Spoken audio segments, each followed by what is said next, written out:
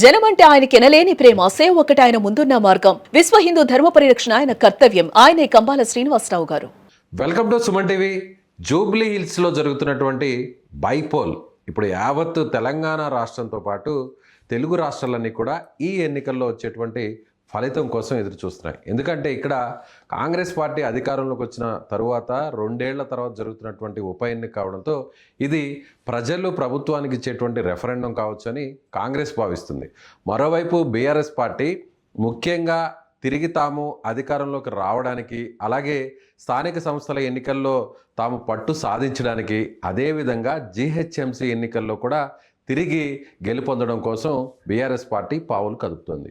ఇక బీజేపీ విషయానికి వస్తే బీజేపీ ఏ స్థాయిలో తెలంగాణలో పుంజుకునేటువంటి అవకాశం ఉందనేది కూడా ఈ ఎన్నికల్లో మనం చూడవచ్చు. అయితే ప్రస్తుతం అనేక సర్వే ఫలితాలు అయితే మాత్రం ఎన్నికలకు ముందే రిలీజ్ చేస్తున్నారు. కొందరు కొన్ని పార్టీలకు అనుకూలంగా, మరికొందరు కొన్ని పార్టీలకు వ్యతిరేకంగా ఇస్తున్నారు. అసలు సర్వేల ప్రభావమే ఈ ప్రజలు ఇచ్చేటువంటి తీర్పు మీద ఏమన్నా పనిచేస్తుందా, లేదంటే ప్రజలు ఇచ్చేటువంటి తీర్పు ఎలా ఉంటుంది?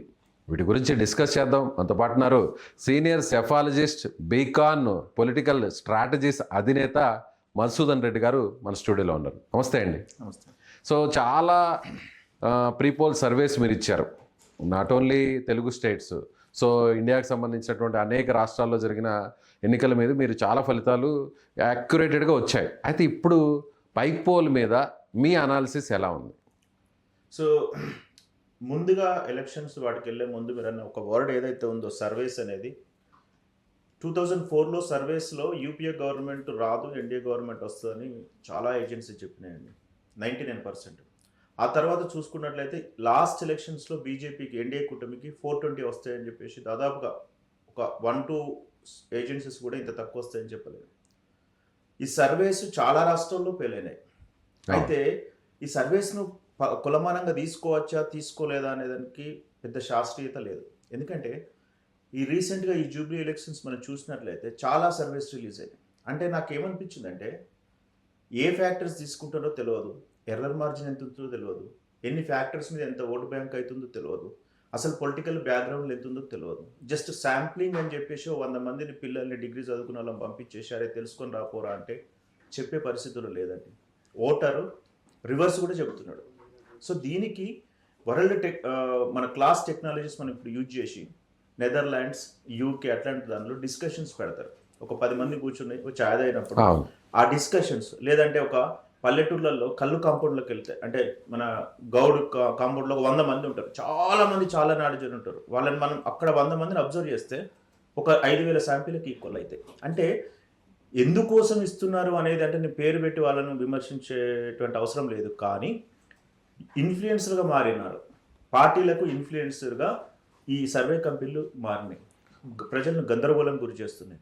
అంటే చాలా సంస్థలు మీరు అన్నట్టు కూడా ఎన్నికలు అయిన తర్వాత ఎగ్జిట్ పోల్స్ ఎక్కువ ఇస్తాయి, కానీ రీసెంట్గా వచ్చినటువంటి జూబ్లీ హిల్స్కి సంబంధించిన బైపోల్ ఇచ్చిన కొన్ని సర్వే సంస్థలు అసలు నమ్మలేని విధంగా 13%, 15%, అంటే ఇది ఒక రకంగా ప్రజల మైండ్ సెట్ని, ఓటర్ల మైండ్ సెట్ని ఏమన్నా ప్రభావం చేసే అవకాశం ఉంటుంది? కంపల్సరీగా ప్రభావం చేస్తుంది అయితే నేను అనుకోను, కానీ గందరగోళంకి అయితే గురి చేస్తుంది. ఎందుకంటే ఓటరు ఒక సర్వే కంపెనీ చూసి ఓటు వేయడం అనేది ఉండదు. ఇప్పుడు కొన్ని నేషనల్ లెవెల్లో ఉన్నటువంటి కొంతమంది సెఫాలజిస్టులు ఎవరైతే స్ట్రాటజిస్టులను మన రాష్ట్రానికి, ఆ రాష్ట్రాలకు తిరిగి 200 కోట్లు 300 కోట్లు ప్రాజెక్టులతో తీసుకుంటున్నారో వాళ్ళు కూడా ఇన్ఫ్లుయెన్స్ చేసి గెలిపించినవి చాలా సందర్భాల్లో ఫెయిల్ అయినవి ఉన్నాయి. అంటే పొలిటికల్ అవేర్నెస్ మన వాళ్ళకు లేక, అంటే మనం ఇచ్చిన పనులన్నీ మనం చేయలేక, ఓటర్ని అట్రాక్ట్ చేయకపోవడం వల్ల ఇలాంటి పరిణామాలు వస్తాయి. యాక్చువల్గా సర్వేస్ ఎట్లా ఉండాలంటే సార్, అసలు ఏది ప్రజలకు అవసరమో చెప్పాలా. ఎగ్జాంపుల్ మనం ఒక రిపోర్ట్ ఇచ్చినాం అనుకోండి, కొన్ని కీ ఫ్యాక్టర్స్ ఉంటాయి మా దాంట్లో, మేము రిలీజ్ చేస్తాం చూడండి. అసలు మేము డేటా తక్కువ ఇస్తాము, మ్యాటర్ ఎక్కువ ఉంటుంది. అంటే ఎలా అంటే అసలు ఏ కీ ఫ్యాక్టర్ జూబ్లీస్లో ఉంది, బస్తీలు డెవలప్ కాలేదు, బస్తీలు 70% అట్లే ఉన్నాయి, ఒక బండి కూడా పోయలేని పరిస్థితిలో ఉన్నాయి. సో డెవలప్ కావాలా, ప్రజల అభిప్రాయం ఏంటిది, డబ్బులు ఇస్తే ఓటు వేస్తారా, ఓటు మారుతుందా, వాడు ఒకటి 2,000 ఇస్తే మారుతుందా, వాడు 3,000 ఇస్తే మారుతుందా, అంటే మనీ పోల్ మేనేజ్మెంట్ ఎట్లా ఉన్నది, ప్రభుత్వ పనితీరు ఎట్లా ఉన్నది. ఇప్పుడు రీసెంట్గా అజరుద్దీన్ గారిని మినిస్టర్ ఇచ్చినారు, వీళ్ళది ఇచ్చినప్పుడు ఎంత ఓటు టర్న్అవుట్ అయింది, మైనారిటీస్ ఓట్లో టర్న్అవుట్ అయినాయి. అదేవిధంగా సోషల్ ఇంజనీరింగ్, అంటే కులాల పరంగా బీసీ టికెట్ ఇచ్చినారు కాంగ్రెస్ కాబట్టి ఎంత టర్న్అవుట్. అంటే రకరకాల ఒక 15 ఫ్యాక్టర్స్ పెట్టుకొని దాని ప్రకారంగా ఓటు ఎట్లా ట్రాన్స్ఫర్ అవుతుంది, ఓటర్ ఎట్లా ఉన్నారని చూసుకొని అది పెద్ద ఒక డేటా సైన్స్ ప్రకారం చేయాలి. కానీ ఇప్పుడు రీసెంట్గా నేను చూసిన సర్వేలను చూస్తే నవ్వు వస్తుంది. ఆడ ఇది పడ్డది, ఇది పడ్డది, అక్కడ ఇదైంది, అందుకోసం ఇది పెరిగింది, ఇది తగ్గింది. ఇది ఆర్టిఫిషియల్ ఇంటెలిజెన్స్ యుగం అండి. అంత ఇష్టం వచ్చినట్టు ఏది పడుతుంది సర్వేస్ ఇస్తే కుదరదు. అంటే నేను వాళ్ళకి ఎగనెస్ట్ అని కాదు, కానీ అది ఒక ప్యాషన్ అయిపోయింది. అంటే సబ్జెక్ట్ మీద అవగాహన లేక అసలు ఏం వాళ్ళకు 10 డెఫినేషన్స్ మీరు పిలిచి అడగండి, తెలియదు. టర్న్అవుట్ స్ట్రాటజీస్ తెలియదు, ఎర్రర్ మార్జిన్స్ తెలియదు, అసలు ఎట్లా ఇవ్వాలో తెలియదు. అంటే దేని వల్ల ఎంత గ్రాఫ్ మారుతుందో తెలియదు. కాబట్టి అంటే మీరు చెప్పినట్టుగా ఒక ట్రాన్స్పరెంట్గా జెన్యున్గా ఒక సర్వే రిపోర్టు రావాలి అంటే ఎలాంటి ప్రామాణికంగా చేయాల్సినటువంటి అవసరం? దీంట్లో చాలా ఉంటాయండి. ఈ మధ్యలో వచ్చినాయండి, మనకు ఫోన్ చేయగానే మీరు ఎవరికి ఓటేస్తారు అని అంటారు. వాడు మిస్ అయ్యి ఒక 1 నొక్కబోయి 2 నొక్కినా రాంగ్ వెళ్ళిపోతుంది. అంటే నువ్వు శాంపిల్స్ కొంతమంది మిస్గైడ్ చేయడానికి కూడా వాంటెడ్లీ కూడా చేసి ఉంటారు. సో అది కాదు. రెండవది ఫేస్ టు ఫేస్ డిస్కషన్. ఇప్పుడు మీలాంటి ఇంటెలెక్చువల్స్ ఉన్నారు, కూర్చుంటాం 1 అవర్ కూర్చుంటే కానీ మీ శాంపిల్ నాకు రాదు. ఇప్పుడు సిగరెట్ ఇద్దరి మధ్య డిస్కషన్ నడవాలి. సిగరెట్ షాప్ దగ్గరికి వెళ్తాం, వాడిని ఎవరికి ఎత్తావు రా అంటాడు, వాడు అసలు చెప్పడు. వాడు చెప్పకుండా రివర్స్ చెప్తాడు, ఇంకా అమ్మో డబ్బులు వస్తాయో రావో అని చెప్పేసి. అయితే దీన్ని వీళ్ళు 6000 శాంపిల్స్ పంపించినాము, అక్కడ కోఆర్డినేట్స్ కలెక్ట్ చేసినాము, మేము ఇది చేసినాము, మా డేటా ఉంది. ఇది ఎంత ట్రాష్ నా దృష్టిలో. శాంపిల్స్ ఎట్లా ఉండాలంటే అంటే ఎవరికి వాళ్ళ గొప్ప చెప్పుకుంటున్నారు కదా. గొప్పలు చెప్పుకోవడం కాదు, మీరు తీసుకునే శాంప్లింగ్ అనేది చాలా ఇంపార్టెంట్ అండి. బూత్ వైజ్ ఒక 10 మందిని సెలెక్ట్ చేసిన వాళ్ళకి ఒక 5 ఇంటెలెక్చువల్స్, ఒక 2 ఎడ్యుకేటెడ్స్, ఒక 2 అన్ఎంప్లాయ్మెంట్స్, ఒకరు మైనారిటీస్, ఇట్లా తీసుకొని వాళ్ళతోని నువ్వు కూర్చొని వాళ్ళతో 1 గంట స్పెండ్ చేసి మేము ఇలా చేద్దాం అనుకుంటాం, గవర్నమెంట్కి ఇట్లా మా సర్వే వల్ల గవర్నమెంట్కి ఇలా లాభం ఉంటుంది, ఇంకేమైనా పనితీరు మెరుగుపరచుకోవచ్చు అని నువ్వు వాళ్ళతో ఫ్రెండ్షిప్ చేస్తే ఖచ్చితంగా ఆన్సర్. కానీ ఈ లాస్ట్ 2-3 డేస్లో ఈ జూబ్లీ హిల్స్ బైపోల్కి సంబంధించి 2 సర్వే రిపోర్ట్స్ 3 వచ్చాయి. ఒకటి కాంగ్రెస్కి ఫేవర్గా వచ్చింది, 2 బీఆర్ఎస్కి ఫేవర్గా వచ్చాయి. ఆ బీఆర్ఎస్కి ఫేవర్గా వచ్చిన ఒక సర్వే రిపోర్ట్ అయితే చాలా వ్యత్యాసం ఉంది. సో నేను పేర్లు చెప్పదలుచుకోవట్లేదు. అలాగే ఇంకొక సర్వే సంస్థ కొంత గ్యాప్ ఇచ్చింది, అంటే ఒక 5% ఇవాళే వచ్చింది అనుకుంటా, 5% ఏదో బీఆర్ఎస్ పార్టీకి ఎడ్జ్ ఇచ్చింది. ఒక పర్సన్కి సంబంధించినటువంటి సెఫాలజిస్ట్ ఆయన కాంగ్రెస్కి ఇచ్చారు. సో దీన్ని చూస్తే మీరు కూడా సర్వే చేశారు, ఐ థింక్ మీరు కూడా చేస్తుంటారు అనుకుంటా. మేము 2 ఒకటి క్యాండిడేట్స్ ఎవరైతే బాగుంటుంది అనేది అనేది చేసినాము. మేము అనుకున్న క్యాండిడేట్ బీజేపీకి మాధవీలతకు కానీ లేకపోతే మాధవీలత గారికి కానీ దత్తాత్రేయ గారి కూతురు గారు ఇస్తే బీజేపీ బలపడుతుంది అనేది ఉన్నది. అన్ఫార్చునేట్లీ వాళ్ళ దేనికోసమో ఇది ఇచ్చినారు. మేము నవీన్ గారిది డైరెక్ట్గా అనౌన్స్ చేయడం జరిగింది. మేము 3 పేర్లు, అంటే మేము ఫస్ట్ టికెట్స్ ఎవరైతే అభ్యర్థులు బాగుంటుందో అనే దాని మీద రీసెర్చ్ చేసినాం.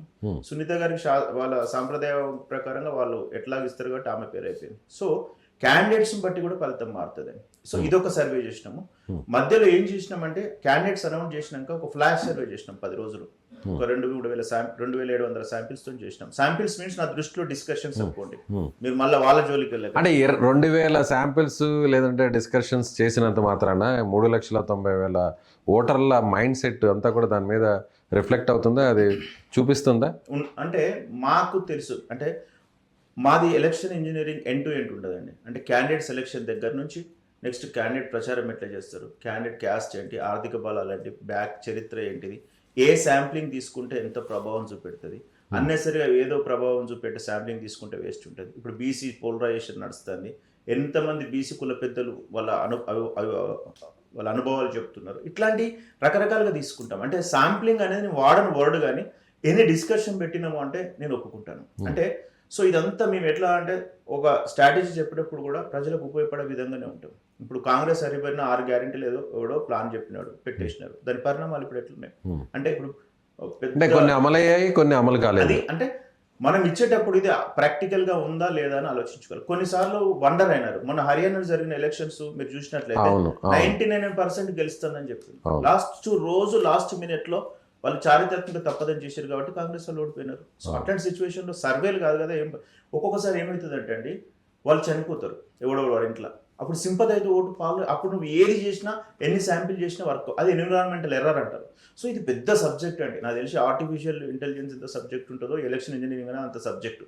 అంటే మేము మైన్యూట్ లెవెల్లోకి దిగి కూడా ఎంత ఇంపాక్ట్ చూపెడుతుంది అనేది చూస్తాం. సో ఇదంతా ఒక సబ్జెక్టు ఈ మధ్యలో ప్రెస్ మీట్ పెట్టేసి 5,000 కట్టేసి ఏది పడితే చెప్పడం అనేది అలవాటు అయిపోయింది. నేను అలా విమర్శించాను, ఎందుకంటే they are doing their job. So మీరైనా అదే చేస్తారు అన్నానికి మనం మేము ఎప్పుడు లైమ్ లైట్లోకి వచ్చి అంటే మాకు కొంతమంది అంటే ఛానల్స్ వాళ్ళు కానీ ఎవరు కానీ స్వతహాగా వాళ్ళే వేస్తారండి, వాళ్ళే చదువుతారు, వాళ్ళకే మేము ఎక్స్ప్లెయిన్ చేస్తాం, వాళ్ళే నేరేషన్ చేస్తారు. దానివల్ల ప్రజలకు లాభం ఉంటుంది. అంటే ఏం ప్లస్లు ఉన్నాయి, ఏం మైనస్లు ఉన్నాయి, ఈ ప్లస్ వల్ల ఎంత ఓట్ ట్రాన్స్ఫర్ అవుతుంది, మైనస్ వల్ల ఎంత ఓట్ ట్రాన్స్ఫర్ అవుతుంది అనేది పర్టికులర్గా మొత్తం ఇచ్చేస్తాం. దాంట్లో దాగుడు మూతలు అట్లా ఏముండదు. అంతే 4 గ్రాఫులు పట్టుకొని ఆడ లైట్లు పెట్టేసుకొని మనం ఇన్ఫ్లుయెన్సర్స్ కాదు.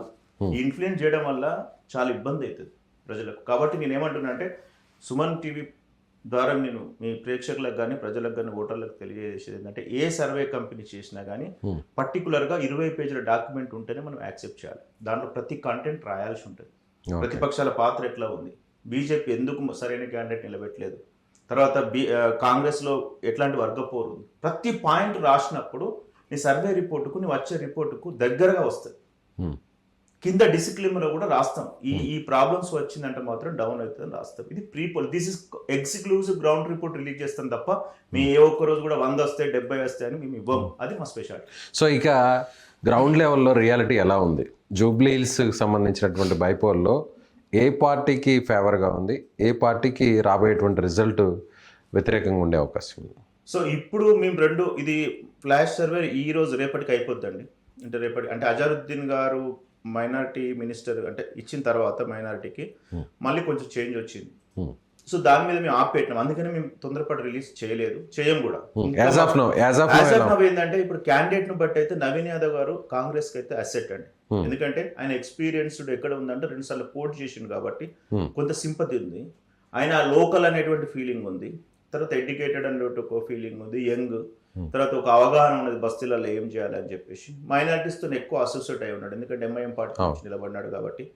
తర్వాత ఆయనకు వాళ్ళ నాన్నగారి వాళ్ళ కుటుంబ నేపథ్యం కూడా కొంత ఉంది, అంటే అది కొంతవరకు పాజిటివ్ ఉంది, కొంతవరకు నెగిటివ్ ఉంది. సో బీఆర్ఎస్ పార్టీ కూడా కేటీఆర్ కూడా ఆకురౌడి అని రకరకాలుగా లేనిపోని దానిలోకి వెళ్దాము. అయితే ఎప్పుడైతే ఈ ప్లస్లు మైనస్ ఒకటి ఏంటంటే ఎలక్షన్ ఇంజనీరింగ్ అనేది కొంచెం కన్ఫ్యూజన్ గురవుతున్నాడు. ఇప్పుడు ఆయన ఓన్ గా చేసుకున్నప్పుడు ఒక రకంగా ఉంటుంది, కాంగ్రెస్ పార్టీ టికెట్ ఇచ్చారు కాబట్టి వీళ్ళ ప్రిన్సిపల్స్ ఫాలో అవ్వాల్సి ఉంటుంది. ఈ మధ్యలో గ్యాప్ ఎలక్షన్ ఇంజనీరింగ్ అనేది చాలా థ్రెట్ ఉంది, అది ఈ మధ్యలో ఇంకా టైం ఉంది కాబట్టి maybe they can cover. So ఇవన్నీ నవీన్ గారి Naveen is the BC candidate first, అంటే బీసీ యాదవ్ క్యాండిడేట్. యాదవ్లో కొంచెం హైదరాబాద్లో డామినేటెడ్గానే ఉంటారు, కొంత వాయిస్ ఎక్కువ ఉంటుంది. సో మిగతా కులస్తులు కూడా ఆ గల్లీలో తిరుగుతారు కాబట్టి కొద్దిగా సపోర్ట్ చేసే లాస్ట్ మినిట్లో ఆలోచనకు వచ్చే అవకాశం ఉంటుంది. ఇప్పుడు ఇదంతా హైప్ అండి, ఇప్పుడు చేసేదంతా కూడా రాజకీయ పార్టీల ప్రచార హైప్. దీన్ని చూసి మీరు ఎవ్వరు కూడా సో బలుపుగా ఇది వాపే 100%. ఎందుకు చెప్తానంటే విజయ్ గారు, ఇప్పుడు మీరు పోండి ఒక బూత్కు మనం వెళ్తే ప్రచారంలో చూడండి, చుట్టుపక్కల 100 మంది కూడా అక్కడ కాదు, బయట వాళ్ళే వచ్చి ఉంటారు. అది బీఆర్ఎస్ ఇన్ఛార్జీలు ఉన్నారు, బీజేపీ ఇన్ఛార్జీలు ఉన్నారు, కాంగ్రెస్ ఇన్ఛార్జీలు ఉన్నారు, వాళ్ళ గన్మెన్లు, వాళ్ళ పిఏలు అంతా కలిపి 100 మంది వాళ్ళే ఉన్నారు. మంత్రులు, కాంగ్రెస్ పార్టీకి సంబంధించి మంత్రులు, ఎమ్మెల్యేలు కూడా అక్కడే ఉన్నారు. బీఆర్ఎస్ కూడా మాజీ మంత్రులు, అలాగే ప్రస్తుతం ఉన్న ఎమ్మెల్యేలు, మాజీ ఒక్కరు వస్తే వాళ్ళు ఎమ్మడి 10 మంది అనుచరులు వస్తారు కదా. దీన్ని చూసి మీరు ఎట్లా చెప్తారు చెప్పండి? అక్కడ ఎవరికి ఇస్తున్నారు? వీళ్ళందరూ కలిసి ఓ షాప్ లో ఉన్న 2 ఓటర్లకు ఒక పేపర్ ఇస్తున్నారు, దాని ఫోటో కొట్టేసి హోప్ అంటే కుదరదు. So voters are silents voters ఉంటారు, వాళ్ళ నాడి మనం పసిగట్టడమే మన అనలిస్ట్ గా స్ట్రాటజిస్ట్ గా మన ధర్మం.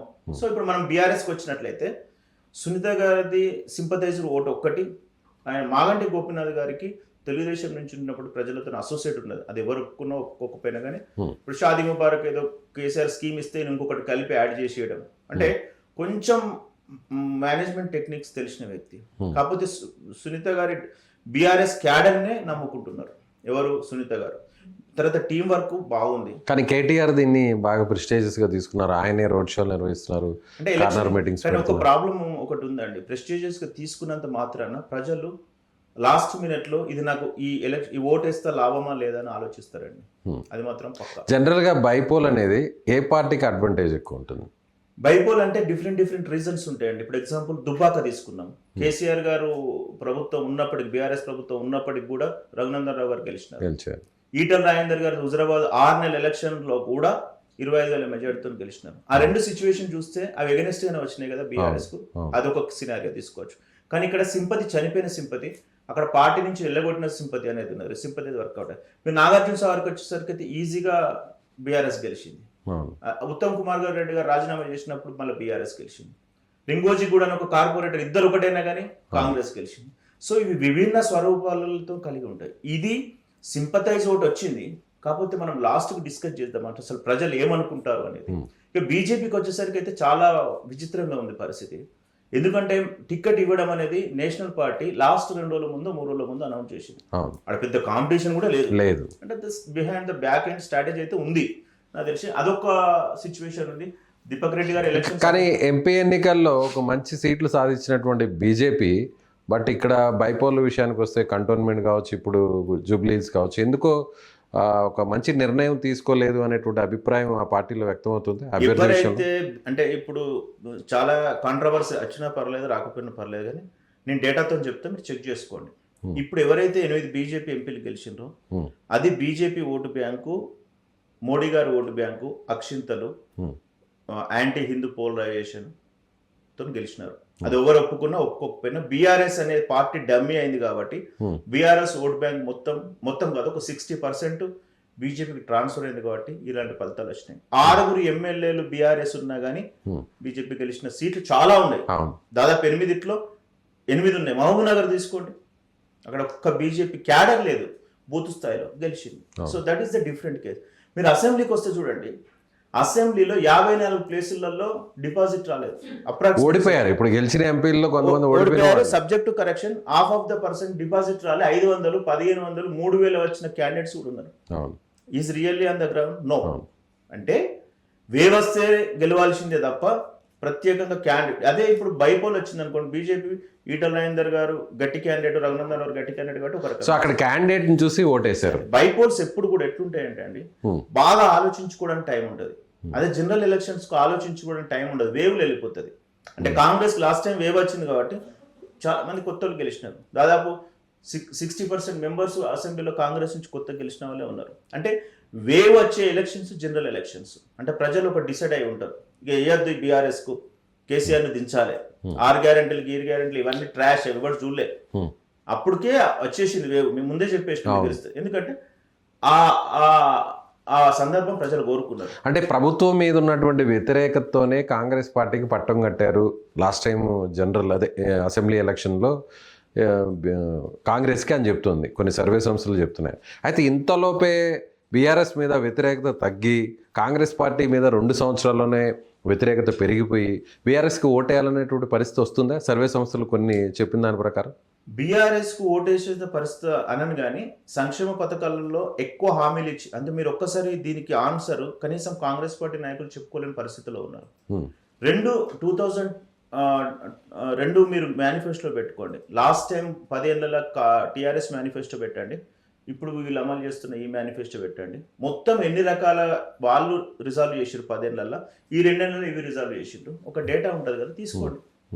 అది చెప్పాలి, మనం ప్రజలకు కన్విన్స్ చేయాలి. సో ఆ విషయాన్ని కాంగ్రెస్ పార్టీ నాయకులు చెప్పడంలో కాస్త వెనకబడ్డారనుకోవచ్చా? ఒక రేవంత్ రెడ్డి మాత్రమే చాలా గట్టిగా చెప్తున్నాడు. ఒకటండి, ప్రభుత్వం వచ్చింది కొత్తగా, చాలా మంది కొత్త మినిస్టర్స్ ఉన్నారు.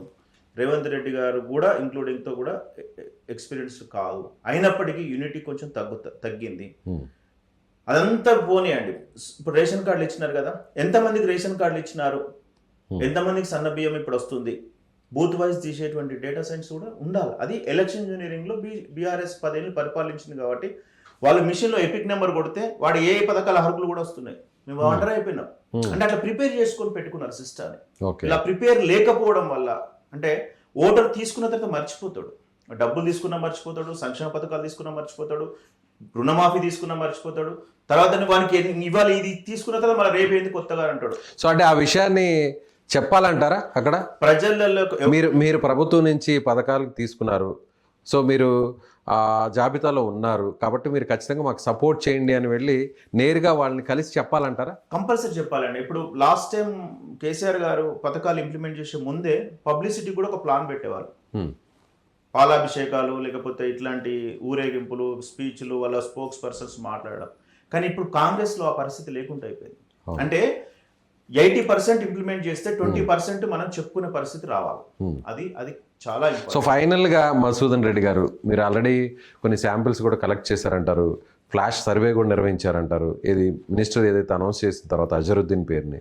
సో మీకు యాజ్ ఆఫ్ నౌ వచ్చినటువంటి రిపోర్ట్స్, అంటే పూర్తి డేటా ఇవ్వకపోయినా కూడా ఎలా ఉందంటారు, ట్రెండ్ ఎలా ఉందంటారు? 2 lakhs చాలా జాగ్రత్తగా చెప్తాను ప్రేక్షకుల కోసం. 2,20,000 పోలింగ్ అవుతుందండి. 2,10,000 to 2,20,000. ఎంత పర్సెంటేజ్ అప్పుడు? 54 to 57 Okay. మా ఏజెన్సీ ప్రకారం. బిలో 60 వస్తుంది. బిలో 60. ఇంకా హార్డ్లీ వీలేదా మనీ ఇద్దరు కలిసి మనీ మేనేజ్మెంట్ బాగా చేస్తే డబ్బులు తీసుకున్నందుకు పెరుగుతుందేమో, అది ఒక 2%, 3%. కాకపోతే 2,25,000 నేను మాక్సిమం అనుకుంటున్నాను. అదొకటి. Out of 399 approximately rounded 4 lakhs. Okay. ఆ తర్వాత ఇంట్లో మహిళా ఓట్లు 50% ఉన్నారు, పురుషుల ఓట్లు కూడా అప్రాక్సిమేట్లీ కొంచెం మహిళలు తక్కువ ఉన్నారు.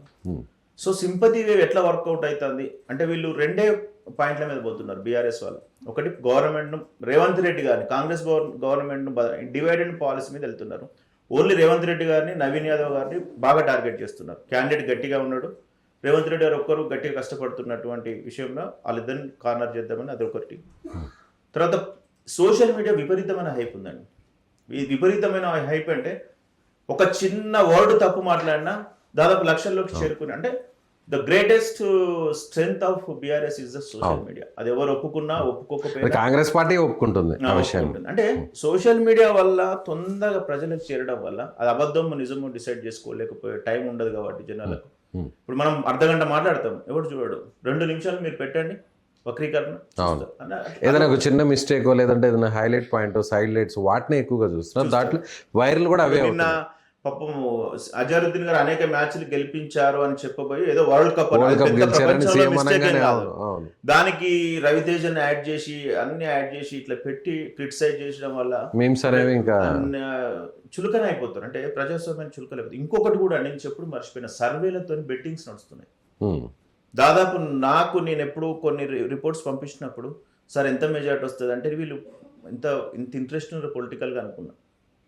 అంటే ఆల్మోస్ట్ అడిగే వాళ్ళందరూ కూడా, చుట్టుపక్కల నుంచి అడిగే వాళ్ళందరూ కూడా అక్కడున్న ఓటర్ల కంటే కూడా, లీడర్స్ కంటే కూడా వీళ్ళే ఎక్కువ ఉన్నారు. బెట్టింగ్ వెళ్ళి వస్తున్న ఫ్లైట్ లో అప్పుడు కూర్చున్న పక్కకు వాడు మన తెలుగు అతను 2-3 బ్యాచ్ ఉంది, ఎంత వస్తుంది సార్ మెజార్టీ మీరు రిపోర్ట్స్ ఏదో చదువుతుంటే అని అడిగితే, వస్తుంది కావచ్చండి ఎంత ఏదొచ్చినా 10,000 లోపే అనగానే వాడు అప్పుడే మెసేజ్ పెట్టి రాసుకుంటుండు బుక్లు. అంటే ఎందుకు అని అంటే నవ్వుతున్నాడు. తర్వాత నా వెనకతని చెప్పిండు బెట్టింగ్. అది ఇప్పుడు చూస్తే అంటే ప్రజాస్వామ్యము, సర్వేలు బెట్టింగ్ల స్థాయిలోకి వెళ్ళిపోయినాయి. ఇది ప్రజలకు డైరెక్ట్ గా యాప్ లో పెడుతున్నారు.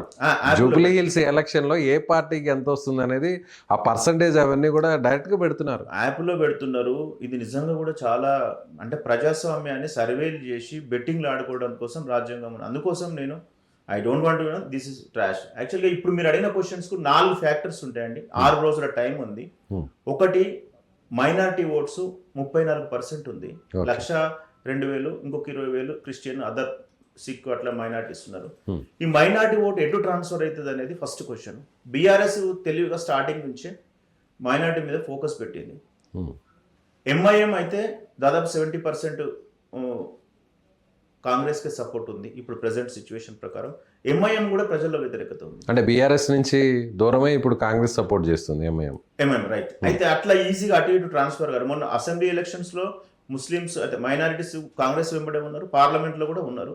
మరి ఈసారి ఎట్లా ఉంటారు? ఎందుకంటే మైనారిటీస్ ఎట్లా ఆలోచిస్తారంటే అధికారంలో ఉన్న వాళ్ళ వైపే ఆలోచిస్తారు. ఎన్ని ప్రచారాలు చేసినా ఏం చేసినా మళ్ళీ వెళ్లే ముందట అసలు ఈ 3 సంవత్సరాలు గవర్నమెంట్ ఉంది కదా, మనకేమైనా ఉపయోగం ఉంటుందా, మనకు రేషన్ ఏమైనా వస్తుందా, రేషన్ పోతుందా, కొత్త పథకాలు వస్తాయా, ఈ మధ్యలో 2 కొత్త స్కీమ్స్ ఉన్నాయి కదా అని ఆ నేరేషన్ వచ్చినప్పుడు ట్రాన్స్ఫరింగ్ అనేది ఎక్కువ జరుగుతుంది. First point. సెకండ్ ఏంటంటే సోషల్ ఇంజనీరింగ్ ఉంది. ఇప్పుడు మాకు తెలిసినంత వరకు కాంగ్రెస్ కు మైనారిటీ ఓటు కొంత ఉంటుంది, ఎంఐఎం ఉంటుంది, న్యూట్రల్ ఉంటుంది. న్యూట్రల్ కొద్దిగా బీఆర్ఎస్ కి ఎక్కువ ఉంది. లాస్ట్ మినిట్ లో ఎట్లా ట్రాన్స్ఫర్ అవుతుందో ఫలితం మారుతుంది. సో 1,00,000 ఓట్ల ట్రాన్స్ఫర్ లో ఏ సెఫాలజిస్ట్ కానీ ఏ సర్వే వాడు కానీ చెప్పలేడు. పోల్ మేనేజ్మెంట్ అనేది డిసైడ్ చేస్తుంది. అయితే ఈ 6 రోజులు కనుక మైనారిటీ ఓట్ల దగ్గరికి వెళ్ళి మేము అజరుద్దీన్ గారికి మనం మినిస్టర్ ఇచ్చినాము, మేము హానర్ ఇచ్చినాము అంటే కూడా చెందవచ్చు. అంటే ఈ 6 days ఎవరైతే న్యారేషన్ బాగా చేసుకోగలుగుతారో, ఎవరైతే పోల్ మేనేజ్మెంట్ బాగా చేసుకోగలుగుతారో, ఎవరైతే బూత్ మేనేజ్మెంట్ 7 గంటల నుంచి 5 గంటల వరకు చేసుకోగలుగుతారో వాళ్ళకు ఒక రేట్ ఉంటుంది. సో యాజ్ ఆఫ్ నో ఇప్పటికిప్పుడు చూస్తే ఎవరికి ఎడ్జ్ ఉంది? ఇప్పుడు ఇంకొక పాయింట్ చెప్పలేదు, సోషల్ ఇంజనీరింగ్ అన్నాం కదా, వివిధ రకాల 1,40,000 బీసీలు ఉన్నాయి. ఆ 1,40,000 బీసీలలో యాదవులు వీళ్ళు ఉన్నాయి కదా, 42% సో కాంగ్రెస్ అదే ప్రధాన ఎజెండాగా లేదు, తీసుకుంది. అది ప్రచారం ట్రాన్స్ఫరం కాలేదు. అయితే బీసీ నవీన్ యాదవ్ గారు బీసీ మేము 42% రిజర్వేషన్ ఇచ్చినాము, అసలు బీసీ నినాదం వల్లనే ఇప్పుడు ఇలా కాంగ్రెస్ పార్టీ ఇలా ఇంత బీసీలలో చైతన్యం వచ్చిందని. ఇప్పుడు కవిత గారు ఏం పెట్టినారు, బీసీ పార్టీ పెట్టినారు, నేను జూబ్లీ ఎలక్షన్ దూరం అని చెప్పారు. తీర్మాన్ మల్లన్న గారు వరంగల్ ఎలక్షన్స్ లో 2 బీసీలను పెట్టినారు, 2 బీసీలు ఓడిపోయినారు. ఆయన ఒక స్టేట్మెంట్ ఇవ్వాలి, మరి బీసీలో ఒక బీసీ క్యాండిడేట్ 2 అగ్రకుణాలు నిలబెట్టినప్పుడు వేస్తారా ఏరా ఒక స్టేట్మెంట్ ఇవ్వాలి. 109, 150 బీసీ సంఘాలని ఒక్కటి కూడా మాట్లాడతలేవు. మేబీ ఇంకొక 2-3 రోజుల తర్వాత ఏమన్నా వచ్చి అందరం బీసీకే వేద్దాం, మేము ఈ ఒక్క ఎలక్షన్స్ పార్టీల పరంగా కాదు బీసీలేక సపోర్ట్ చేద్దాం అంటే ఏ సఫాలిస్ట్ కూడా సరిపోడు, ఏ సర్వే కూడా సరిపోడు. అంటే ప్రజల్లో చైతన్యం వస్తుందంటే ఒక 4 to 5% that should be neck to neck ఉంది కొద్దిగా. అంటే 4 to 5% ఇప్పుడు మీరు చెప్పిన వాళ్ళు ఒక సర్వే ఫేక్, అది ఫ్లాష్, అది వదిలేసాడు. మిగతాది మిగతా ఏదో వచ్చినా దగ్గరనే ఇచ్చినారు, ఏదైనా మార్జిన్ 3% ఉంటుంది. అంటే వాళ్ళు చెప్పిన దాని ప్రకారం బీఆర్ఎస్ కి ఇచ్చారు, నిన్న వచ్చింది కాంగ్రెస్ కూడా 6-7 అనుకుంటా, నేను కార్లో చూసిన. అంటే వాళ్ళకి 3% 2% తీసేస్తే 3% అంటే 6,000 ఓట్లు అండి. 6,000 మెజార్టీని మీరు ఎట్లా చేస్తారు? కాదు, కుదరదు. రెండో బీజేపీ ఓటు ఎటువైపు ట్రాన్స్ఫర్ అవుతుందో కూడా చూసుకోవాలి.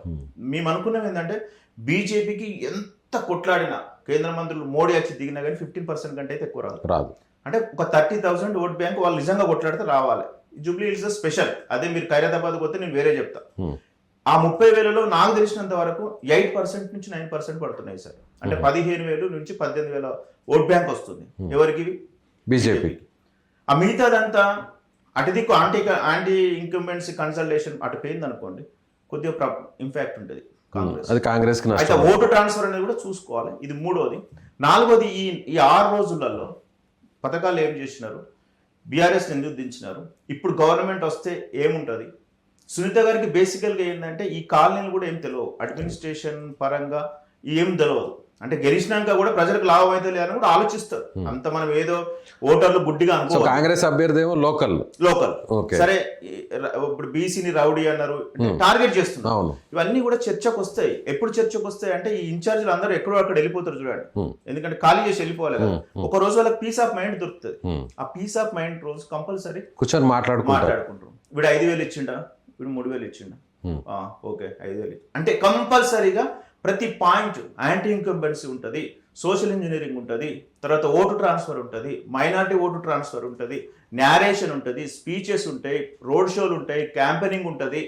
అజరుద్దీన్ గారు ఎంత ఇన్ఫ్లుయెన్స్ చేస్తారు ఈ వారం రోజులు, ఇన్ని ఫ్యాక్టర్స్ అన్నిటికంటే కూడా డబ్బు ప్రభావం కూడా ఉంటుంది. ఎలక్షన్ 7 గంటల నుంచి 5 గంటల వరకు ఇన్ని రోజులు తిరిగి లాస్ట్ రోజు పడుకున్నారు అనుకో, అక్కడ పోలింగ్ చేయించుకున్న వాళ్ళకే ప్లస్ ఉంటుంది. అంటే ఇవన్నీ పెట్టుకొని మీరు దృష్టిలో మీరు మొత్తం మార్కెట్లోకి వెళ్ళి పేపర్లు చింపేసి మొత్తం నా సర్వే గొప్ప అంటే ఎవరు అసలు అది భగవంతుడు కూడా ఎవరు రక్షించలేడు. కాబట్టి నేను చెప్పేది ఏంటంటే ఈ 3 పాయింట్లతో పాటు ఈ 4వ పాయింట్ ఏదైతే ఉందో యాంటీ ఇంకంబెన్సీ ఉన్నమాట వాస్తవం. ఆ యాంటీ ఇంకంబెన్సీ ఎందుకోసం వచ్చిందంటే చేసింది చెప్పుకోలేకపోవడం వల్ల వచ్చింది. అంటే 2 సంవత్సరాల్లోనే యాంటీ ఇంకంబెన్సీ అంత పెరుగుతుందా? ఒక్కటే ప్రజలు ఏం ఆలోచించారంటే కేసీఆర్ గారి ప్రతిష్ట తగ్గలేదు. కేసీఆర్ ముఖ్యమంత్రి ఉండాలనుకున్నారు, లోకల్లో ఉన్న ఎమ్మెల్యేల మీద చాలా వ్యతిరేకత వచ్చింది, దానివల్ల గవర్నమెంట్ పడిపోయింది. సేమ్ టైంలో లాస్ట్ టైం కాంగ్రెస్ గవర్నమెంట్ చాలా మంచి చేసింది ఉన్న దాంట్లో. పొంగులేటి శ్రీనివాస్ రెడ్డి గారు కానీ, ఇటు శ్రీధర్ బాబు గారు కానీ అందరూ ఒక యూనిటీగా ఫైట్ చేసినారు. గవర్నమెంట్ వచ్చిన తర్వాత ఏమైందంటే ఈ ఇంటర్నల్ పాలిటిక్స్ వల్ల ఈ ప్రాబ్లం వస్తుంది. యాంటీ ఇంకంబెన్సీ వచ్చింది. ఇప్పుడు ఊర్లో 60% ప్రభుత్వ పనితీరు వల్ల కాదు, వాళ్ళ మధ్య ఉన్నటువంటి విభేదాల వల్ల ఇంటర్నల్ పాలిటిక్స్. ఇప్పుడు 60% బ్యాంక్ రుణాలు మాఫీ అయినాయండి, అయిపోయినాయి. ఈ 60% వచ్చినప్పుడు వాయిస్ లేదు, 40% వచ్చినప్పుడు రోడ్డు మీదకి వస్తున్నాడు. ఇప్పుడు ఫ్రీ బస్సులు పెట్టినారు, చాలా మంచి పథకము. నాకు సీట్ లేదు అని మహిళలు కొట్లాడుకున్న వీడియోలు బయట తీసిన. మహిళలకు అయితే ఉపయోగం ఉంది, దానివల్ల రెవెన్యూ పెరిగింది. టెంపుల్స్ పోతున్నాడు, వాడు హాస్పిటల్కి పోతున్నాడు. సీఎం రిలీఫ్ ఫండ్ ఏదైతే ఉందో ఒక సంతకం పెడితే నిమిషంలో ఫ్రీగా చేస్తున్నారు చాలా. అంతకుముందు అంటే ఇవన్నీ ఎవరు చెప్పాలా? కాంగ్రెస్ పార్టీ వాళ్ళే చెప్పాలి. అంటే ఎవరు సోషల్ మీడియా ద్వారా చెప్పచ్చు, వాళ్ళ స్పోక్స్ పర్సన్ అన్నిట్లో చెప్పింది కనీసం చెప్పుకుంటారన్నా కొద్ది యాంటీ ఇంకంబెన్సీ తగ్గుతుంది అంటున్నా. అయితే జూబ్లీ హిల్స్కి ఇదంతా వర్తించదు. జూబ్లీ హిల్స్కి ఇప్పుడున్న 6 రోజులలో ఈ బీసీ ఓట్ ఎట్లా టార్గెట్ అవుతుంది, బీసీ సంఘాలు ఎట్లా డిసైడ్ చేసుకుంటాయి, తర్వాత మైనారిటీస్ ఎట్లా డిసైడ్ చేసుకుంటారు. ఇప్పుడు 150 కోట్లు 200 కోట్లు కాంగ్రెస్ గవర్నమెంట్ రిలీజ్ చేసింది, అది స్టార్ట్ చేసేసిన వర్క్స్. మరి ఇవి రాకపోతే ఆగిపోతే అని ఆలోచిస్తే ఇంకొక ఇంపార్టెంట్ పాయింట్ ఏంటంటే ఈ ఎలక్షన్ తర్వాతనే జిహెచ్ఎంసీ ఎలక్షన్స్ ఉంటాయి ఫిబ్రవరిలో. అవును. ఇప్పుడు ఈ పనులు స్టార్ట్ అయినాయి కాకపోతే అక్కడ దెబ్బతింటారు కదా, సచ్చినట్టు చేయాల్సిందే. ఆనే ఆలస్యం కూడా చెప్పుకోవాలి. అవును. ఇవి ఎవ్వి లేవు, వస్తున్నారు, కరపత్రం ఇస్తున్నారు, వాట్సాప్ ఫేస్బుక్ లో పెట్టుకుంటున్నారు. ఇటు రేవంత్ రెడ్డి గారు చూస్తున్నారు, ఇటు కేసీఆర్ గారు చూస్తున్నారు ఉన్నారు. ఇప్పుడు కేసీఆర్ కూడా రాలేదు. ఒక్కటండి, ప్రతిపక్షం నాయకులు ఉన్నారు, కేటీఆర్ గారు తీసుకున్నారు. కేసీఆర్ గారు ఎందుకు రావద్దని అడుగుతా క్వశ్చన్. ఎందుకు రావద్దు? ప్రజల కోసం. ఇప్పుడు జూబ్లీ హిల్స్ ప్రచారానికి రావాలి కదా, ఎందుకు రారంటే ఒకళ్ళు ఓడిపోతే అది రిఫరెండం అవుతుంది. రేవంత్ రెడ్డి గారు ఓడిపోతే ప్రభుత్వానికి ఎట్లా రిఫరెండం అవుతుందో, కేసీఆర్ గారు ఒకవేళ ప్రచారానికి వచ్చి బీఆర్ఎస్ పార్టీ ఓడిపోయింది అనుకోండి, అది కేసీఆర్ గారికి చరిష్మాకు రిఫరెండ్. అంటే పొలిటికల్ పార్టీస్ వాళ్ళ యాంగిల్లోనే ఆలోచిస్తున్నారు, ప్రజల యాంగిల్లో ఆలోచించట్లేదు. రైట్. కాకపోతే మనకున్న ఈ సర్వే దాని ప్రకారం అంటే ఏదైతే మనం రిజల్ట్ మేము 8 రోజులు గ్రౌండ్ మేము రిజల్ట్ అన్నాం. సో ఇప్పుడు ఎడ్జ్ వరకు ఉందంటారు ఫైనల్ గా కంక్లూడ్ చేద్దాం. ఫస్ట్ టికెట్ అనౌన్స్ చేసినాక నవీన్ యాదవ్ గారికి చాలా హైప్ వచ్చింది. ఎంత పర్సెంటేజ్ ఉంది? ఒక దాదాపు 8 to 9% కాంగ్రెస్ నవీన్ యాదవ్ గారు ఇచ్చినాక 2-3 days లో హైప్ వచ్చేసింది election. First of all Congress party election చాలా ఈజీగా తీసుకున్నది. స్టార్టింగ్ లో 6 నెలల ముందు చనిపోయినప్పుడు ఎలక్షన్స్ వస్తుంది, బీహార్ తో ఎలక్షన్ వస్తుంది అనే విషయం 10th class పిల్లల్ని అడిగినే చెప్తారు. 6 నెలల లోపటి నుంచి మనం మొత్తం గ్రౌండ్ ఎలక్షన్ అనేది మన వ్యక్తి చనిపోయిన తర్వాత ఖచ్చితంగా 6 నెలల లోపే రావాలి. నువ్వు ఎగ్జామ్ కు 6 నెలల టైం ఇస్తే ఈ 10 రోజుల ముందు హడావుడిగా వచ్చి నీకు గెలుస్తా అంటే కొద్దిగా ప్రాబ్లం అవుతుంది. అయితే జూబ్లీ హిల్స్ అనేది ఈజీగా గెలవాల్సిన కాన్స్టిట్యుయెన్సీ ఎవరికి? కాంగ్రెస్ పార్టీకి. మా లెక్కల ప్రకారం మీకు కావాలంటే ఒక 10 పేజీల బుక్ ఇస్తా. ఏది లేదు, డైరెక్ట్ టికెట్ అనౌన్స్ చేసిన దగ్గరికి హడావుడి. సో ఇది ఒక అంటే టికెట్ అనేది కూడా ముందే అనౌన్స్ చేస్తున్నా కూడా బాగుండేదే. అయితే ఇప్పుడు వాళ్ళు ఎట్లా భయపడ్డారు అంటే ఆస్పిరెంట్స్ ఎక్కువ ఉన్నారు వాళ్ళ దగ్గర అప్లై చేసుకున్న వాళ్ళు. బొంతురామన్ గారు ఉన్నారు, సిఎన్ రెడ్డి గారు ఉన్నారు, అంజన్ కుమార్ యాదవ్, వీళ్ళని సరదాసరికి 20 రోజులు పట్టింది. ఇప్పుడు బీఆర్ఎస్ లో ఒకటే ప్రాంతీయ పార్టీ కాబట్టి ఆమెకు అనౌన్స్ చేశారు కాబట్టి అయిపోయింది అక్కడ. సో ఇది ఇక్కడ బీజేపీలో వాళ్ళు ఎట్లయినా ఎలక్షన్ వదిలేసుకున్నారు, ఏదో క్యాండిడేట్ రిలీజ్ చేస్తారు. ఇక్కడ ఏమైందంటే ఈ అధికారంలో ఉన్నది కాబట్టి, చాలా కాంపిటీషన్ ఉన్నది కాబట్టి ఇదంతా ప్రాబ్లం వచ్చింది. సో ఈ ప్రాబ్లం వస్తూ మళ్ళీ తర్వాత ఏమైందంటే బీఆర్ఎస్ వాళ్ళు కొద్దిగా అటాక్ చేయడం వల్ల పెరిగిపోయింది. ఎక్కడ అంటే మైనారిటీ ఓట్ అనే వాళ్ళు తర్వాత వేవ్ క్రియేట్ చేయడంలో ఆ మధ్యలో బీఆర్ఎస్ వాళ్ళు సక్సెస్ అయ్యారు. మళ్ళీ 3-4 రోజుల నుంచి మళ్ళీ అదేమైందంటే ఒక 3-4% మళ్ళీ కాంగ్రెస్ గ్రాఫ్ పెరిగింది. ఎందుకోసం అంటే మీ మధ్యలో బూత్ స్థాయిలో ప్రతి దాంట్లో మేము అబ్జర్వ్ చేసినాం, మేము ఏం సర్వే చేయలేదు, ఏం చేయలేదు, అసలు ఏం చేస్తున్నారు వీళ్ళని అబ్జర్వ్ చేస్తే కొంత మొబిలైజేషన్. అయితే హైదరాబాద్ బీఆర్ఎస్ ఒక బలం ఏంటంటే హైదరాబాద్ లో చాలా బలం ఉంటుంది. ఇప్పుడు ఈ చుట్టుపక్కల 20 మంది బీఆర్ఎస్ లే కాబట్టి ఒక రోడ్ షో పెట్టిన అనుకోండి, ఒక హాఫ్ అన్ అవర్ లో అందరు రావచ్చు. కానీ కాంగ్రెస్ కు బూత్ స్థాయిలో అంత లేదు. ఇప్పుడు అజరుద్దీన్ గారు మీరు అంటారు క్యాండిడేట్ కానీ అజరుద్దీన్ గారికి పట్టేం లేదు అక్కడ. ఒక కోర్ మైనారిటీ, ఒక లాయల్టీ, కేవలం మైనారిటీ కార్డును చూపించడం కోసం మాత్రమే కాంగ్రెస్ కు లాయల్టీగా ఉన్నాడు అనే పద్ధతిలోనే ఉన్నదానిలో ఎవరు లేరు, మైనారిటీలు గెలిచిన వాళ్ళు లేరు. ఇప్పుడు ఎవరికి ఇచ్చిన ప్రాబ్లం. సో అది ఒక వ్యాలిడ్ అయితే ఎంతో కొంత ఇంపాక్ట్ ఉంటుంది. కానీ ఈ ఆపరేషన్ 6 days ఎవరైతే పర్ఫెక్ట్ గా ప్రిపేర్ అవుతారో ఫలితం తారుమారు అవుతుంది. అయితే దీన్ని ఎవరు మంచిగా ప్రిపేర్ అంటే ఇంకా చాలా ఎనఫ్ టైం ఉందండి. 6 days ఒక్క డే సరిపోతుంది ఫలితాన్ని తారుమారు చేయడానికి. సో నేను చెప్పినటువంటి సోషల్ ఏరియా బీసీ ఓట్ ఎట్లా మైగ్రేట్ అవుతుంది, మైనారిటీ ఓట్ ఎట్లా మైగ్రేట్ అవుతుంది, తర్వాత ప్రజలు అభివృద్ధి వైపు ఆలోచిస్తారా, లేకపోతే చిన్న చిన్న పనులు అయితే ఇప్పుడు డ్రైనేజ్ తీయాలండి, రోడ్ వేయాలి, ఆల్రెడీ స్టార్ట్ అయ్యింది. ఓడిపోయిన తర్వాత స్వతహా మన ఫీలింగ్ ఎట్లుంటే నన్ను ఒడగొట్టి నేనేం చేస్తానంటారు. కేసీఆర్ గారు అంటాను కదా, కాంగ్రెస్ కు ఇచ్చి నన్ను అడుగుతారు ఏందనే విషయం వీళ్ళంటే అంతేగా ఆ భయం కూడా ఉంటుంది. అయితే మనం అనుకోము, ఓటర్ ఆలోచిస్తాడు. వాడు పాంటర్లో కూర్చున్నాడు ఎప్పుడు ఆలోచిస్తూనే ఉంటాడు. మనం అనుకుంటాం వీడికి ఏం తెలియదు అని అనుకుంటాం, వాడు చెప్పేది ఒకటి చెప్తాడు, మన మైండ్లో ఒక ప్రాసెస్ తిరుగుతూ ఉంటుంది. సో ఇలాంటివి చాలా జరుగుతాయి. నాకు తెలిసినంత వరకు అయితే మా మార్జిన్ ఎప్పుడు 3% ఉంటుందండి. మాకు 4%, 5% కాంగ్రెస్కి ఎడ్జ్ కనిపిస్తుంది. కానీ ఆ మార్జిన్ ఎర్రర్ దాటి ఎప్పుడు ఒక 4% ఎక్కువ ఉన్నప్పుడే మాకు కాన్ఫిడెంట్ వస్తుంది. అందుకోసం మేము కొద్దిగా ఏం చేస్తున్నామంటే ఇంకొక ఈ 4 రోజులు ఈ 3 రోజులలో ఇంకేమైనా చేంజెస్ జరుగుతాయా అంటే స్ట్రాంగ్ అవుతుందా, లేకపోతే ఇంకా క్యాంపెయినింగ్లో ఏమైనా ప్రాబ్లమ్స్ వస్తాయి చూసిన తర్వాత మోస్ట్ ప్రాబ్లీ 8th రోజు మేమేం సర్వేలు ఏం రిలీజ్ చేయం, ఎక్స్క్లూజివ్ గ్రౌండ్ రిపోర్ట్ రిలీజ్ చేస్తాం. ఎంత అంటే సోషల్ ఏరియాలో ఎంత మైగ్రేట్ అవుతుంది, మైనార్టీలు ఎంత మైగ్రేట్ అవుతుంది, బీసీలు ఎంత మైగ్రేట్ అవుతున్నారు చూసి చేస్తాం. కాకపోతే నవీన్ యాదవ్ గారికి క్యాండిడేట్ అవ్వడం వల్లే కాంగ్రెస్ పార్టీకి బలమైంది, అది మాత్రం చెప్పగలుగుతాం. Right sir, thank you so much.